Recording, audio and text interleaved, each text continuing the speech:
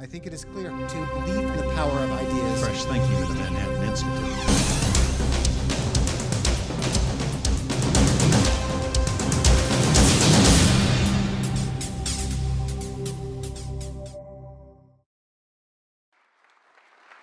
Thank you, everyone.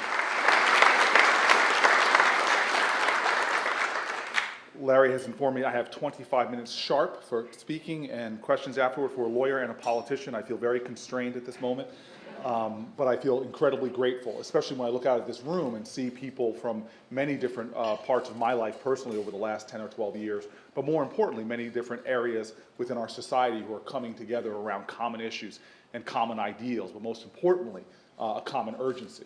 Look, I am truly in earnest. I am frustrated, but I am more optimistic than I've ever been.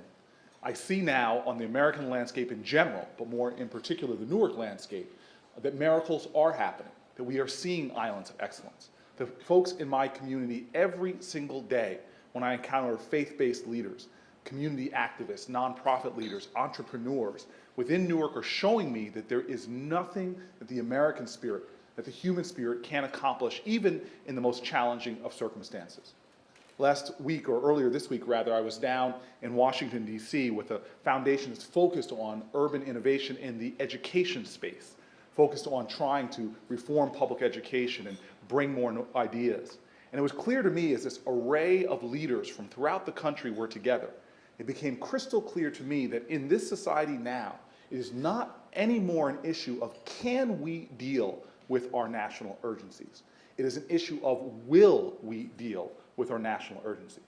So in a strange way, I stand frustrated because I am impatient, but I stand at a point of optimism that's been fueled by the incredible people in my community and a collection of Americans who are all standing together, in a sense, deep in a trench. We're in a trench because this is a fight. Our values have not been made real. Every day I listen when I visit schools and hear children say that we are one nation, under God, indivisible, with liberty and justice for all. Those are aspirational words. They're words that must be fought for, that must be sacrificed for. There must be a collective vision and a collective willingness to do the necessary work. These are not right-left issues. For me, they are forward or back issues. And the issues I'm going to talk about today, I am exceptionally pleased that in Newark, New Jersey, we've been able to become, in many ways, an area of innovation, an area where people are coming together from all different backgrounds and perspectives, all different philosophies and theories, and making practical improvements on what people consider our nation's most challenging problems. Now, don't get me wrong, I value international issues. We see so many challenges going on. But it was a conversation I had with Colin Powell that put it stingingly clear to me what the most important focus we as a nation should have. It's after he gave a speech about nuclear proliferation, about the war in Iraq, about the vicious challenges of terrorism. And at the end of that, I raised my hand and I said, what is the greatest threat to democracy in the next 50 years, to the American democracy? And this statesman looked at me and did not even miss a beat.